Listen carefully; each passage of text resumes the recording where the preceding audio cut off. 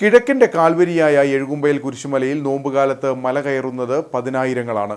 ഇത്തവണയും തീർത്ഥാടനം ആരംഭിച്ചതു മുതൽ വിശ്വാസികളുടെ വലിയ തിരക്കാണ് അനുഭവപ്പെടുന്നത്. കത്തോലിക്ക സഭ ജൂബിലി വർഷമായി ആചരിക്കുന്ന നോമ്പുകാല രൂപതാ തീർത്ഥാടനം എന്ന സവിശേഷതയും ഇക്കൊല്ലം എഴുകുമ്പയിൽ കുരിശുമലയ്ക്കുണ്ട്. ഹൈറേഞ്ചിലെ കുടിയേറ്റ ജനതയുടെ ആത്മീയ ഗുരുവായിരുന്ന ഫാദർ ജോസഫ് കക്കുഴിയുടെ നേതൃത്വത്തിലാണ് ഇവിടെ കുരിശ് സ്ഥാപിച്ചത്.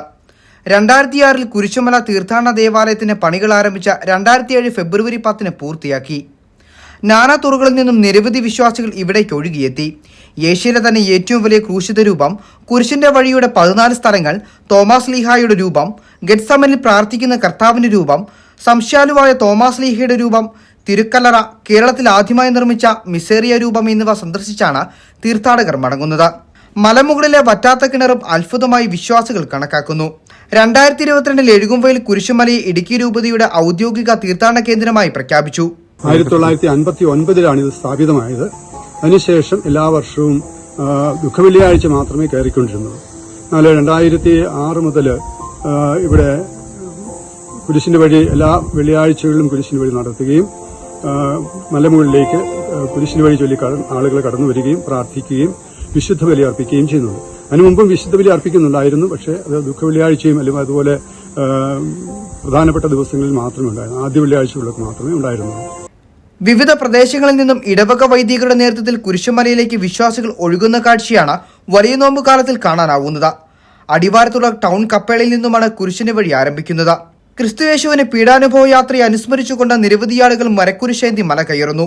കത്തോലിക്ക സഭ ജൂബിലി വർഷമായി ആചരിക്കുന്ന ഇക്കൊല്ലം നോമ്പുകാല രൂപതാ തീർത്ഥാടനം എന്ന പ്രാധാന്യമർഹിക്കുന്നു കൂടിയാണ്.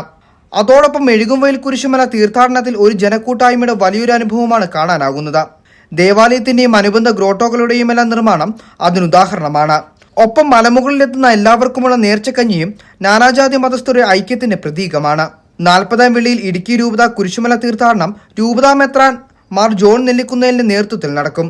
ഏപ്രിൽ 18 ദുഃഖവെള്ളിയിൽ പുലർച്ചെ 7 മണിക്ക് കുരിശിന്റെ വഴി കപ്പേളയിൽ നിന്നും ആരംഭിക്കും. ദുഃഖവെള്ളി തിരുക്കർമ്മങ്ങൾക്ക് കുരിശുമല തീർത്ഥാടന പള്ളിയിൽ മാർ ജോൺ നെല്ലിക്കുന്നേൽ പിതാവ് മുഖ്യ കാർമ്മികനാകും. അടുത്ത വെള്ളിയാഴ്ച 40ാം വെള്ളിയാണ്. 40ാം വെള്ളിയാഴ്ച രാവിലെ 6 മണിക്ക് കുർബാനയുണ്ട്, 7:30 കുർബാനയുണ്ട്. പിന്നെ പിതാവിനോടൊത്ത് കുരിശിന്റെ വഴി ചൊല്ലി എഴുകുമ്പയിൽ കപ്പേളയിൽ നിന്ന് മുകളിലേക്ക് കയറി വരുന്നതായിരിക്കും. ഇവിടെ വന്ന് 10 മണിക്ക് കുർബാന, പിന്നീട് 5 മണിക്കാണ് വൈകുന്നേരം 5 മണിക്ക് കുർബാനയുണ്ട്, 7:30 കുർബാനയുണ്ട്.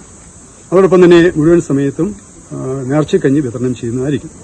ദുഃഖവെള്ളിയാഴ്ച തിരുക്കർമ്മങ്ങളെല്ലാം കുരിശുമലയിലാണ്, എഴുകുമ്പയിൽ പള്ളിയിലില്ല. അതും പിതാവിന്റെ മുഖ്യ കാർമ്മികത്വത്തിലാണ് കാര്യങ്ങളെല്ലാം നടത്തുന്നത്. 40ാം വെള്ളിയും ദുഃഖവെള്ളിയും പിതാവിന്റെ കാർമ്മികത്വത്തിലാണ് കാര്യങ്ങൾ നടത്തുക. പിന്നെ പുതുഞായറാഴ്ചയാണ്. പുതുഞായറാഴ്ച തിരുക്കർമ്മങ്ങൾ രാവിലെ 8 മണിക്ക് ആരംഭിക്കും. തിരുക്കർമ്മങ്ങൾക്ക് അന്ന് തിരുനാളും കൂടിയാണ്. തിരുനാൾ ആഘോഷിച്ച് അന്ന് നേർച്ചയൊക്കെ വിതരണം ചെയ്തായിരിക്കും അവസാനിപ്പിക്കുന്നത്. എല്ലാ ഒരുക്കങ്ങളും ഇപ്പോൾ പൂർത്തിയായിട്ടുണ്ട്. ധാരാളം ആളുകൾ വരുന്നുണ്ട്. കഴിഞ്ഞ വെള്ളിയാഴ്ചയൊക്കെ ഉച്ച കഴിഞ്ഞ് ഇടമുറിയാതെ ആളുകൾ വന്നുകൊണ്ടിരുന്നു. ഇന്നും ധാരാളം ആളുകളുണ്ട്. ദൈവാനുഗ്രഹം അവർ നേടിപ്പോകുന്നു. കുരിശിന്റെ വഴി ചൊല്ലി കുരിശിന്റെ പാതയിലൂടെ നടന്ന് ത്യാഗം സഹിച്ച് കുരിശുമലയിലെത്തുന്ന എല്ലാവർക്കും ദൈവാനുഗ്രഹം ധാരാളം ലഭിക്കുന്നുണ്ട്. അവരെല്ലാം അത് സാക്ഷ്യപ്പെടുത്തുന്നുമുണ്ട്.